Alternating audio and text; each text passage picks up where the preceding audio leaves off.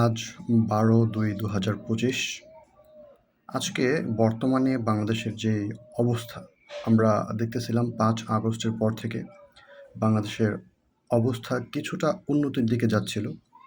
কিন্তু বর্তমানে আমরা দেখতে পাচ্ছি পূর্ববর্তী যে আওয়ামী লীগ সরকার, যাদেরকে স্বৈরাচার বলে ৫ই আগস্ট বাংলাদেশ থেকে বিতাড়িত করা হয়েছে।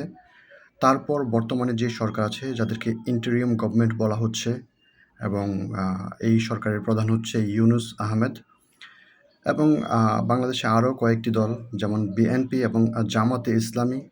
আমরা দেখতে পাচ্ছি যে পূর্ববর্তী স্বৈরাচারী যে দল ছিল, তারা যেভাবে বাংলাদেশের নাগরিকদের অধিকার হরণ করতেছিল, বর্তমান সরকার, ইন্টারিম গভর্নমেন্ট এবং তার যেই উপদেষ্টারা আছে, তাদের মাঝে কিছু মানুষ, বিশেষ করে যাকে মাস্টার মাইন্ড বলা হচ্ছে তিনি, এবং বিএনপি থেকে একাধিক মানুষ, বিশেষ করে এ.কে.এম মোফাজ্জল কিংবা ফজলুল হক, কিছু একটা নাম ছিল, এবং আরেকজন যিনি হচ্ছে বাংলাদেশের আওয়ামী লীগের সাথে সংযুক্ত ছিল, কিন্তু বর্তমানে আবার হচ্ছে গিয়ে বিএনপির সাথে যুক্ত আছেন।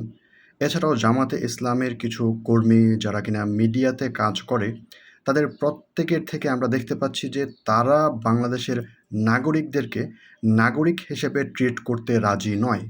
তারা নাগরিকদেরকে নিজেদের প্রজা হিসেবে ট্রিট করতে চাচ্ছে।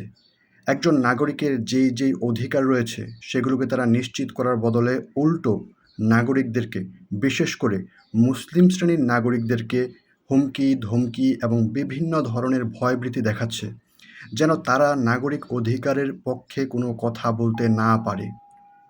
অবস্থাটা এমন দাঁড়িয়েছে যে বর্তমান সময়ে বাংলাদেশে যে মুসলমান গোষ্ঠীরা আছে, তাদের মাঝে কিছু মানুষ হয়তোবা বাংলাদেশের নাগরিকের তৃতীয় কিংবা চতুর্থ পর্যায়ের।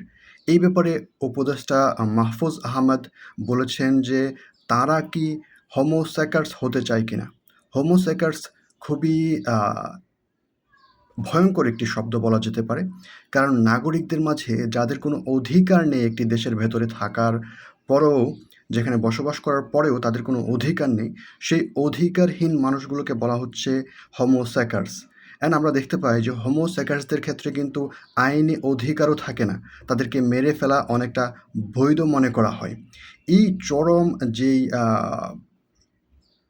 থ্রেট, এর কারণে আমি মনে করি যে বর্তমান সরকার, ইভেন পরবর্তী সরকার যারা হয়তো আসতে পারে, আওয়ামী লীগ, যাদেরকে ব্যান করার সম্ভাবনা আছে, তারা ছাড়া বিএনপি এবং জামাত, তাদের মুখ থেকেও একই ধরনের কথা শোনা যাচ্ছে, যা খুবই দুঃখজনক এবং ভয়ঙ্কর বাংলাদেশের জন্যে।